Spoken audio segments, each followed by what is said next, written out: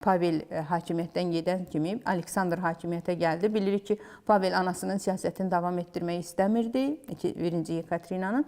Lakin Aleksandr hakimiyyətə gələn kimi 1825-ci illərdə onun hakimiyyəti və ardınca Nikolayın dövründə bilirik ki, 1825-55-ci illər Cənubi Qafqazın işğalı həmin dövrdə başa çatıb. O cümlədən iki mühüm müqavilə, Türkmənçay və Ədirnə müqavilələri və həmin dövrdə ermənilərin köçürülməsi Azərbaycan torpaqlarına.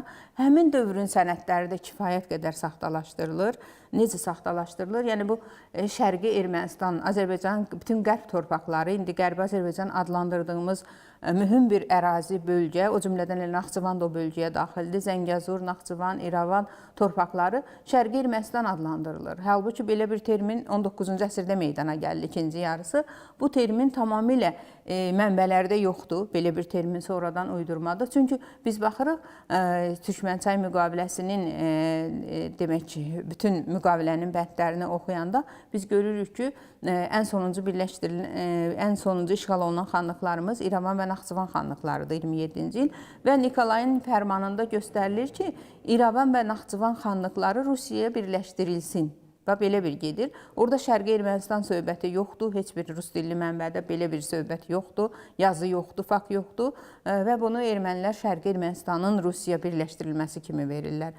Və yaxud da ermənilərin köçürülməsi zamanı, bu da çox mühüm bir məsələdir. Çünki burada qeyd etdiyim kimi yerli xristiyan əhali çox cüzi miqdarda olduğu üçün Çar Rusiyası məqsədli şəkildə erməniləri kütləvi şəkildə işğal etdiyi ərazilərə, əsasən də İrəvan, Naxçıvan və Qarabağ torpaqlarına köçürdü. Müəyyən miqdarda da Gürcüstanda Azərbaycanlılar yaşayan ərazilərə köçürdü.